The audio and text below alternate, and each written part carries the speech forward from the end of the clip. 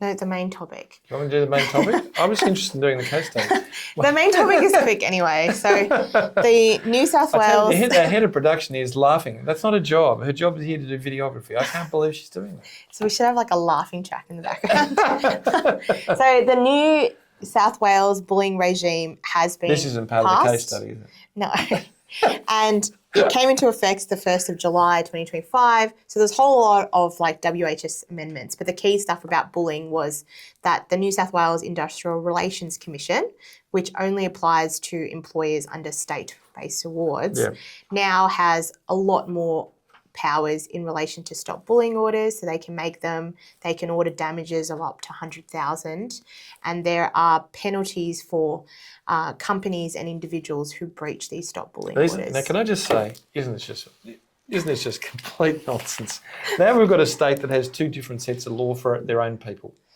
Well, I feel like don't worry about the rest of Australia. No, but I feel like the Industrial Commission has always been a little bit different. I know, though. but that's Same the whole as in idea. WA. I know, but the whole idea is to stop this nonsense. Yeah, but now you really think this is going to be stopped? This is the tipping point. Unions are going to advocate for this in the Just imagine, you're in Fair government Act. in New South Wales and I'm working as a contractor to the government, all right? You're under a state award, I'm under a federal award. You now can get damages award and I can't. What crap? Well, that's what I'm saying. I think the unions are going to push for this to be now part of the Fair Work Act. That's the problem. This thin Because end of that's the wedge always stuff. been Thin end of the wedge stuff. argument that stop bullying orders are toothless tigers. Like nothing can be done. That's There's why no damages. that's why we've got safety legislation that actually penalties. That's why we have common law. But most people don't know about individuals can't bring stuff under safety. They have to go through the regulator. They go through the common law, just like everyone else. Yeah, but it's not the same. So I reckon, I don't know, I think it's going to lead to the changes, Andrew. Yeah, I know it is. I don't disagree. Why don't we go to the case study? I'm pretty keen on the case study. Dion ran an importing business sourcing food from his hometown of Shenzhen. He operated a warehouse in Coolaroo and another in Shenzhen. His wife was a co-director and his son Terry was the warehouse manager. The shelving at the Coolaroo site was 4 metres high, allowing for 4 layers of pallets. There was sufficient space for a forklift to move between the racking. However, the south end of the racking, constructed from linear aluminium extrusion approximately 20 years ago, had begun to sag. Dion preferred to use lighter pallets in that area. No external inspection had been conducted on the racking. Dion's business expanded beyond typical family enterprise when he began supplying Tang stores throughout Australia.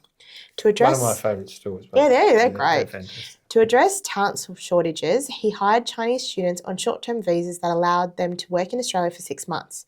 In early February 2025, a significant stock delivery caused the warehouse to become very full, including the racking at the south end. Peng, a Chinese student working the afternoon shift, was operating a forklift when a pallet became jammed due to the misshapen racking. He attempted to dislodge it using the forklift tines but was unsuccessful. He then asked Feng for assistance.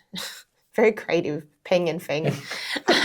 Feng climbed onto the forklift tines and Peng lifted him up so he could push the pallet back into place. As Feng leaned on the pallet, the racking collapsed, causing him to fall and be crushed under the weight of the falling pallets. Oof. It gets more and more morbid. Can I just say, though, Tang do have the best exosource in Australia. Best. I just want to say that. That's why I go to Tang. I like that they have so many different products. I know. They have got Anyways, we should stop this free advertising. Yeah. Does it matter that no one had a forklift license? Does it matter? Yeah, I think so. Yeah. Like in so many ways. No, it's a good question. It's an obvious Does it matter? question. Well, it matters in safety law in such a fundamental way that everyone along the line of command is liable. You have to have a forklift license to operate a forklift. Okay, go to the next one. Dion had an incident in 2023 where a forklift collided with a warehouse worker, causing minor injuries that required ambulance attendance and hospital admission. A prohibition notice was issued requiring licensed forklift drivers. Dion hired one immediately, along with improvement notices for traffic management. The worker left after 3 months and was not replaced. The warehouse has operated 3 forklifts over 2 shifts since winning the Tang contract. Is Dion at risk of prosecution? If so, for what? Yeah, reckless endangerment. Okay, so certainly that is the issue, that he has a prior knowledge, so he knows there's a risk, he knows a risk of serious injury, and he's indifferent. Worse than that, and if Feng dies, industrial manslaughter is just lurking. Yeah, and the fact that he made the changes, which means it's more than So he has the capacity to make the changes, I think, is an aggravating factor as well. Undoubtedly. So what was the racking breach under Australian Standard 4808-2012? Look, I just want to say, people forget that racking is a notifiable. So falling of racking or a failure in racking is a notifiable incident. Because anything falling is... But the important part about this is you need a skilled inspector, at least an annual inspection of racking. And this racking here should not have been used at all. Had an inspector arrived, they would have said no. There's a number of other issues under the Australian Standard.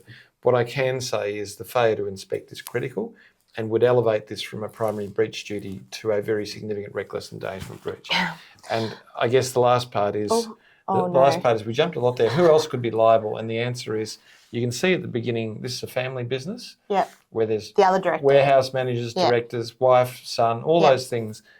They could all end up in jail. And I guess that's why I chose this. We've now had several licensing cases come through, and it is a regular problem, as I said, because of talent shortage and the sudden contraction or growing of business, because business is much more volatile.